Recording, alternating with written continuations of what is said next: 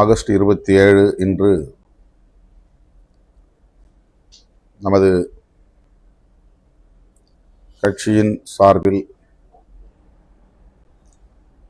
சமூக நீதித்துறை அமைச்சராக பொறுப்பேற்றுள்ள தம்பி வன்னியரசு அவர்கள் சமூக நீதித்துறைக்கான மானிய கோரிக்கையை சட்டப்பேரவையில் முன்வைக்கிறார். அதற்கான கொள்கை விளக்க குறிப்பை வெளியிடுகிறார். அத்துடன் ஆதி திராவிடர் நலன், பழங்குடியினர் நலன் உள்ளிட்ட விளிம்பு நிலை மக்களுக்கான நலன்கள் குறித்த பல்வேறு திட்டங்களையும் இன்றைக்கு அறிவிப்பு செய்ய இருக்கிறார். விடுதலை சிறுத்தைகள் கட்சியின் வரலாற்றில், தேர்தல் அரசியல் வரலாற்றில் இந்த நாள் குறிப்பிடத்தக்க நாளாகும். ஆட்சியிலும் பங்கு, அதிகாரத்திலும் பங்கு என்று நாம் 1999 தேர்தல் அரசியலில் அடியெடுத்து வைத்த காலத்தில் முழங்கினோம். கடைசி மனிதனுக்கும் ஜனநாயகம், எளிய மக்களுக்கும் அதிகாரம் என்கிற கொள்கை முழக்கத்தோடு தேர்தல் அரசியலில் அடியெடுத்து வைத்தோம். 10 ஆண்டு காலம் தேர்தல் புறக்கணிப்பில் இருந்த இயக்கம் சமூக மாற்றத்தை தேர்தல் அரசியலுக்கு அப்பால் நின்று மக்களை அமைப்பாக்குவதன் மூலம் சாதிக்க முடியும் என்று நம்பி தேர்தலை புறக்கணித்த காலம் 10 ஆண்டு காலம். காலம் கட்டளையிட்டதன் அடிப்படையில் நமக்கு நேர்ந்த அரசியல் நெருக்கடிகளின் விளைவாக 1999 ஆண்டு நடைபெற்ற நாடாளுமன்ற பொதுத் தேர்தலின் போது நம்முடைய நிலைப்பாட்டை நாம் மாற்றி அமைத்துக் கொண்டோம். தேர்தல் புறக்கணிப்பை கைவிட்டு விடுதலை சிறுத்தைகள் கட்சி தேர்தல் அரசியலில் பங்கேற்கிறது என்ற முடிவை நாம் எடுத்தோம். அப்போதுதான் கடைசி மனிதனுக்கும் ஜனநாயகம், எளிய மக்களுக்கும் அதிகாரம் என்கிற கொள்கை முழக்கத்தை உரத்து முழங்கினோம். ஆட்சியிலும் பங்கு, அதிகாரத்திலும் பங்கு என்கிற கோரிக்கை முழக்கத்தையும் நாம் உரத்து பேசினோம். தேர்தல் அரசியலுக்கு அடியெடுத்து வைத்து 25 ஆண்டுகளை கடந்த நிலையில் 4 நூற்றாண்டுகளுக்கு பிறகு நமது எண்ணம் ஈடேறி இருக்கிறது, கனவு நனவாகி இருக்கிறது. நாம் மேற்கொண்ட முயற்சிக்கு பயன் கிடைத்திருக்கிறது. அதுதான் இந்த 2026 ஆண்டு நடைபெற்ற சட்டப்பேரவை பொதுத் தேர்தலில் 2 இடங்களில் மட்டுமே வெற்றி பெற்ற நிலையிலும் கூட கூட்டணி அரசில் பங்கேற்கிற ஒரு சூழல் கனிந்தது.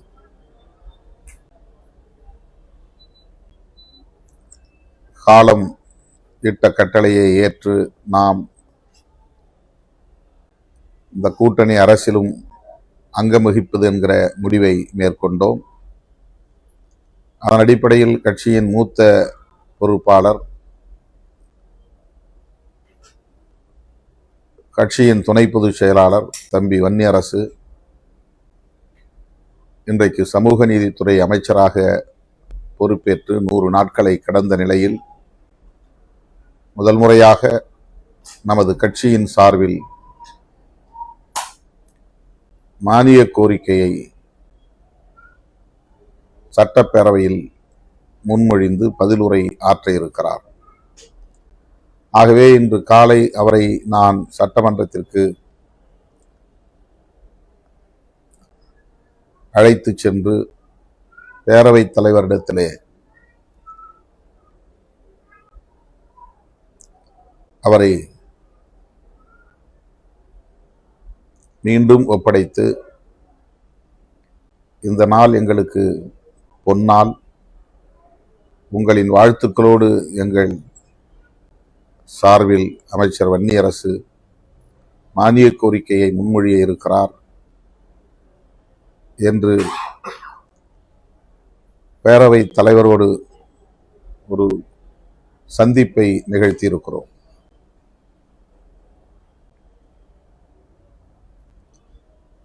வெற்றிகரமாக இன்றைய மானிய கோரிக்கை மீதான விவாதம் நடைபெறும். நமது கட்சியின் குரலாக வன்னியரசுவின் குரல் சட்டமன்றத்தில் ஒலிக்கும் என்கிற மகிழ்ச்சியோடு உங்களை இந்த நேரலையில் சந்திக்கிறேன். 29ஆம் தேதி சென்னையில் நடைபெற உள்ள மாநாட்டு மலர் வெளியீட்டு விழாவுக்கு அழைப்பு விடுப்பதற்காகத்தான் முகநூல் நேரலையில் வந்திருக்கிறேன்.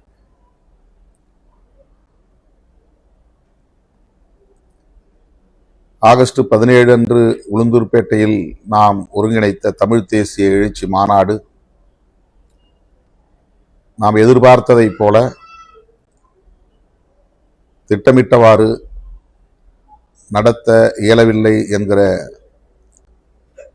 கவலை மேலோங்கி இருந்தாலும், அந்த மாநாட்டுக்கு திரண்ட சிறுத்தைகளின் எழுச்சி தமிழக அரசியல் களத்தில் பெரும் அதிர்வை ஏற்படுத்தி இருக்கிறது என்பதை யாரும் மறுக்க இயலாது. இன்னும் சொல்ல போனால், இந்திய அளவில் அரசியல் அரங்கில் இது பேசுபடு பொருளாக மாறியிருக்கிறது. குறிப்பாக இந்திய அளவில் தலித் அரசியல் பேசும் வட்டத்தில் இந்த எழுச்சி இன்றைக்கும் பேசப்பட்டு வருகிறது. அண்மையில் நான் பெங்களூர் சென்றிருந்தேன். அங்கே பல அரசியல் தலைவர்களை சந்திக்கிற வாய்ப்பு கிடைத்தது. பிற்படுத்தப்பட்டோர் ஊடகவியலாளர்களின் சங்கத்தின் சார்பில் நடைபெற்ற ஒரு விழாவில், விருதுகள் வழங்கும் விழாவில் சிறப்பு அழைப்பாளராக நான் பங்கேற்று உரையாற்றினேன். அந்நிகழ்வுக்கு வந்திருந்த பலரும் இந்த மாநாடு குறித்து பெருமிதத்தோடு என்னிடத்தில் தங்களின் மகிழ்ச்சியை பகிர்ந்து கொண்டார்கள். அந்த அளவுக்கு சமூக ஊடக தளங்களில் நம்முடைய மாநாடு குறித்த தாக்கம் ஏற்பட்டிருக்கிறது என்பதை உணர முடிந்தது. மாநாட்டு தீர்மானங்களை முழுமையாக வாசிக்க இயலவில்லை. திட்டமிட்டவாறு நம்முடைய கட்சியின் முன்னணி பொறுப்பாளர்கள் உரையாற்ற இயலவில்லை. வழக்கம் போல என்னால் நிறைவுரை ஆற்றவும் இயலாமற் போய்விட்டது.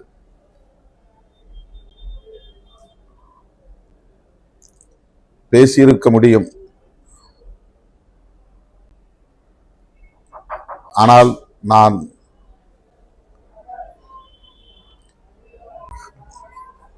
அவ்வாறு பேசுவதற்கு முயன்றிருந்தால், நேரத்தை எடுத்துக்கொள்ள முயற்சி செய்திருந்தால், இன்னும் உளுந்தூர்பேட்டையை நோக்கி வந்து கொண்டே இருக்கிற பெருவெள்ளத்தை போல் பிரவாகம் எடுத்து வந்து கொண்டே இருக்கிற சிறுத்தைகள் திடலை நோக்கி குவிந்தால் உயிர் சேதங்கள் ஏதும் நேர்ந்து விடுமோ என்கிற அச்சம் எனக்கு மேலிட்டது.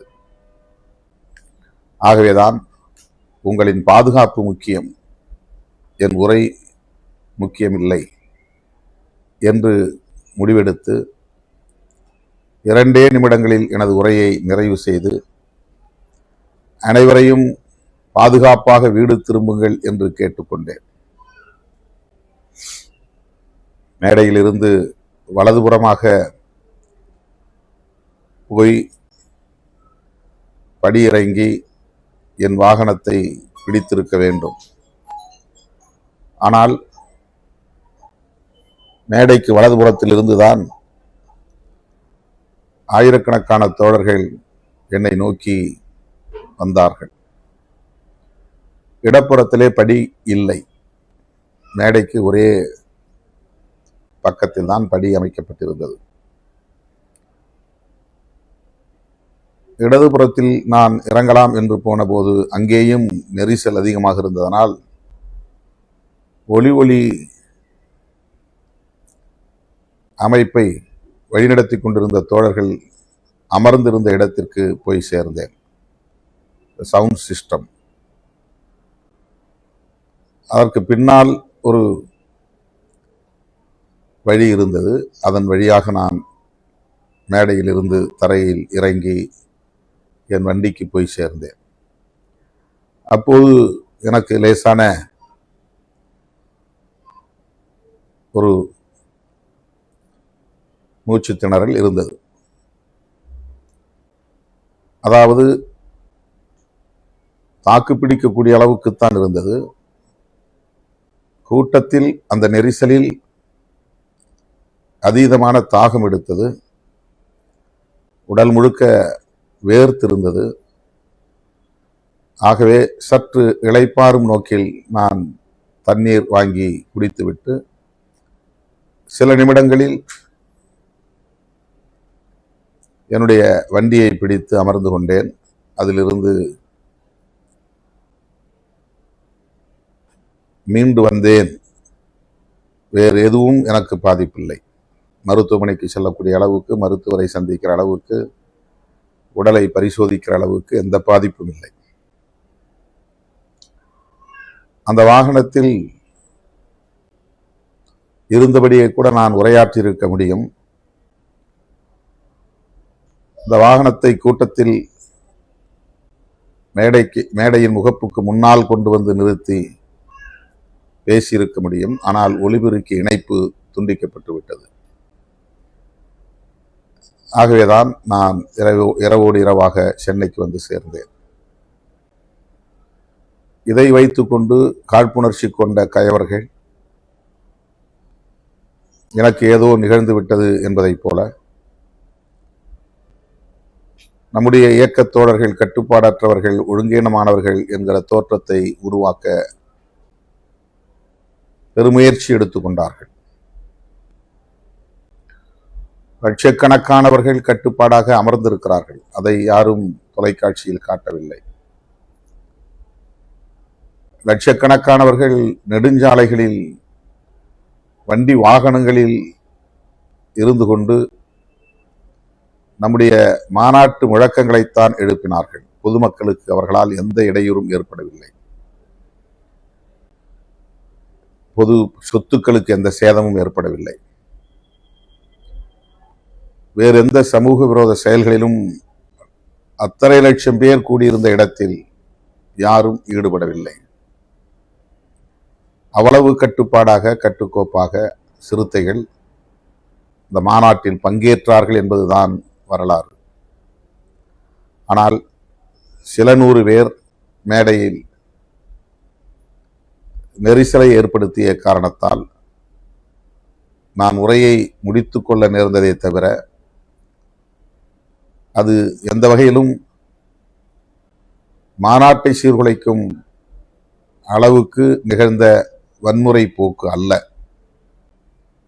எப்போதும் போல் நம் வளர்ச்சியை விரும்பாதவர்கள், நம் வலிமையை ஏற்காதவர்கள்,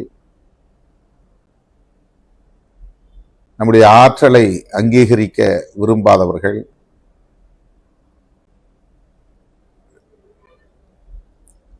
என்னென்ன இழிவான விமர்சனங்களை செய்ய முடியுமோ அவ்வளவு விமர்சனங்களை செய்தார்கள் என்பதை நாம் அறிவோம். எனக்கு அது எந்த பாதிப்பையும் ஏற்படுத்தவில்லை. ஆனால் இயக்கத்தோழர்கள் சமூக ஊடகங்களில் இது குறித்து கவலையோடு சில கருத்துக்களை பதிவு செய்வதை இன்றைக்கும் பார்க்க முடிகிறது. இந்த நிலையில் இந்த மாநாட்டில் உரையாற்ற இயலாத நிலை ஏற்பட்ட சூழலில் மாநாட்டு மலரை அந்த மேடையிலே வெளியிட இயலாத சூழலில்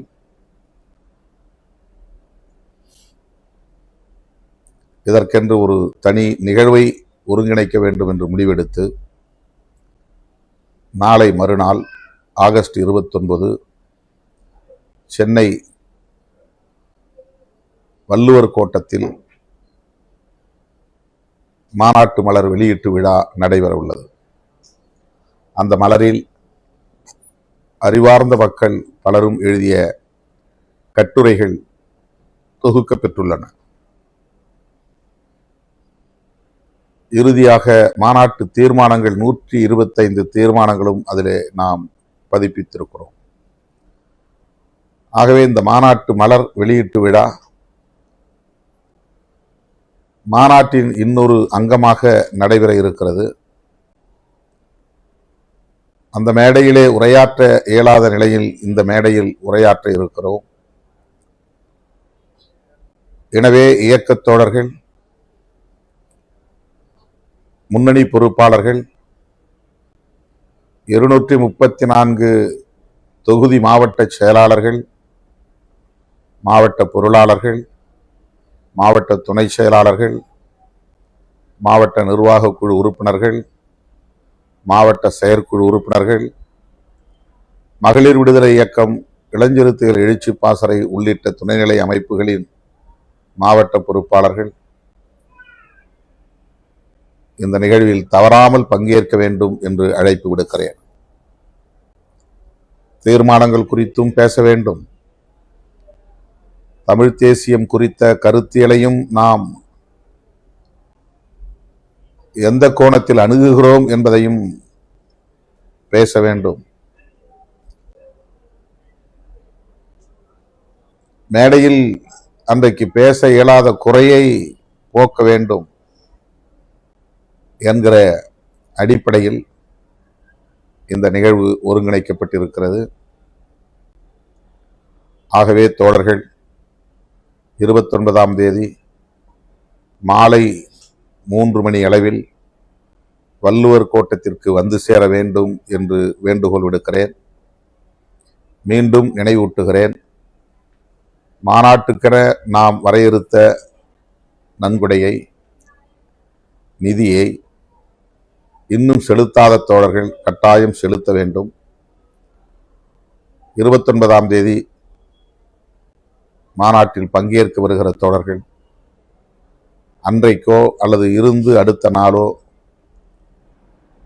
மாநாட்டு நிதியையும் ஒப்படைக்க வேண்டும். பிரமாண்டமான பந்தல், இரவை பகலாக்கும் அளவுக்கான ஒளி வெள்ளம் பாய்ச்சும் ஒளி விளக்குகள், பரந்த வெளியில்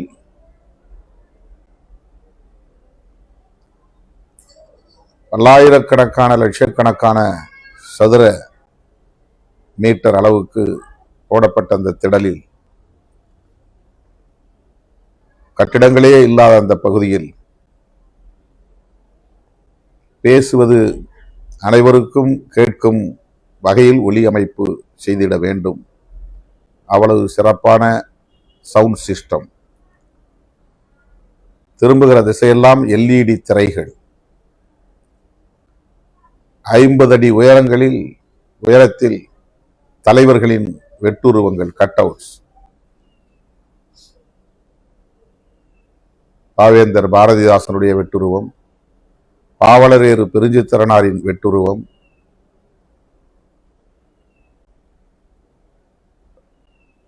தேவநேய பாவாணரின் வெட்டுருவம், பண்டிதர் அயோத்திதாசரின் வெட்டுருவம், அண்ணன் மேதகு பிரபாகரன் அவர்களின் வெட்டுருவம் என்று இந்த வேளையில் தமிழ் தேசிய அடையாளங்களை வெட்டுருவங்களாக நாம் நிறுவியிருந்தோம். இதற்கெல்லாம் எந்த அளவுக்கு செலவை நாம் எதிர்கொள்ள வேண்டி இருந்திருக்கும் என்பதை தோழர்கள் அறிந்திருப்பீர்கள். அவ்வளவு பேருக்கும் குடிநீருக்கான ஏற்பாடு,